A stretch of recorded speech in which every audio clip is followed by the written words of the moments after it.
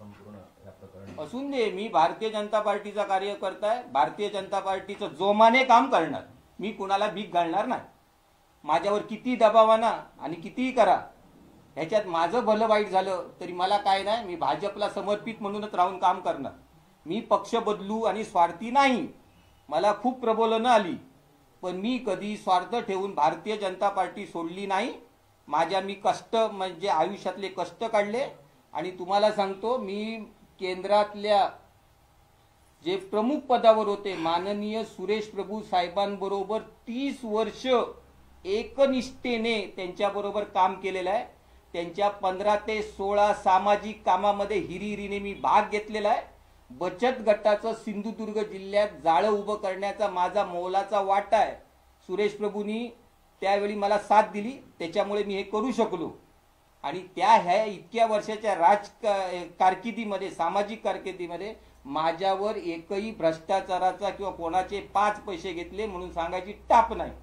आणि हे सांगतात ना, दत्ता सामंतांनी सांगतात ना हे ते, आणि कोणी सांगू दे, वैभव नाईकांनी सांगितलं ना, आव्हान आहे माझं, मी कुणाला पैसे दिले असं सांगायचं पुराव्यासहित मला सिद्ध करून दाखवा. राजकारणातनं संन्यास घेतो मी. आणि माझं राजकारणावरून ह्यांच्यासारखं पोट माझं चालत नाही. मी 12 तास कष्ट करतो आणि मी खातोय. मी ह्यांच्या कमिशनातले पैसे किंवा अनधिकृत धंदे करून मी काही खात नाही. घेणार मी लिगली ऍक्शन. अनधिकृतपणे माझ्या प्रिमायसेमध्ये मी घेणार. आणि मी काय ते होऊन दे, माझं काय होईल, माझं बलिदान जाईल. पण माझ्या 75 वर्षाच्या तपश्चर्येला तडा लावलेला आहे. माझाच नव्हे, माझ्या वडिलांनी जी तपश्चर्या केली, रक्ताचं पाणी करून जे उभं केलं, त्याला तडा दिलेला आहे.